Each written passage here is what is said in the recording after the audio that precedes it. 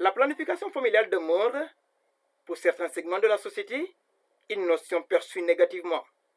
Ces perceptions reposent souvent sur des méconnaissances ou des rumeurs infondées, d'où la nécessité de développer des argumentaires solides afin de déconstruire ces idées reçues à travers des campagnes de sensibilisation. D'ailleurs, c'est une opportunité qu'a saisie la Direction générale de la santé de Ziguinchor pour échanger avec les acteurs de la presse, véritable relais de la voix du peuple. Aujourd'hui, on est ici au niveau de la direction pour faire un renforcement de capacité, ou en tout cas une journée de partage avec les acteurs de la presse au niveau local pour préparer une campagne d'offres gratuites de services en santé maternelle, néonatale et infantile, mais axée principalement à la planification familiale, parce qu'on est en train de préparer une campagne la semaine prochaine à partir du 13 au 19 avril. Voilà l'objectif vraiment donc que nous poursuivons, surtout avec les acteurs de la presse, c'est que vous puissiez en tout cas diffuser les bonnes informations, sensibiliser les populations sur l'importance de cette activité et pour que les populations soient informées de la campagne. Les méthodes de la planification familiale sont diverses et adaptées aux besoins des populations. Pour la planification familiale, nous avons plusieurs méthodes. Nous avons les comprimés, nous avons les injections, nous avons les implants, mais aussi il y a les préservatifs. Il y a le masculin, mais aussi il y a le féminin.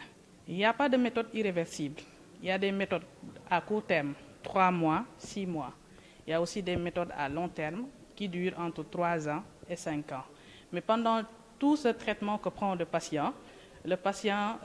prestataire lui donne des rendez-vous. Donc, à presque une semaine, 1 mois, et maintenant, chaque 6 mois, on donne des rendez-vous à la patiente pour vraiment voir comment évolue le médicament chez cette personne pour pouvoir contrecarrer les effets secondaires, mais aussi les effets indésirables.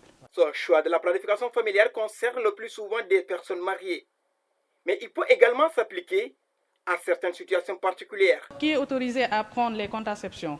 Donc, on vise d'abord les femmes qui sont mariées.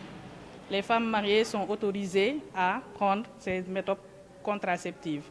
Mais des fois, il peut arriver qu'un mineur puisse les prendre, mais cette fois-ci, il faut qu'il soit accompagné d'un parent de tutelle. L'importance de la planification familiale réside dans sa capacité à réduire la mortalité maternelle et infantile. Ces pourcentages-là, c'est ce qu'on appelle la réduction des taux de mortalité maternelle et néonatale, qui aujourd'hui est à 35%. Mais l'objectif que le Sénégal vise, c'est que vraiment nous devons travailler à réduire ce taux de mortalité vraiment jusqu'à 17%.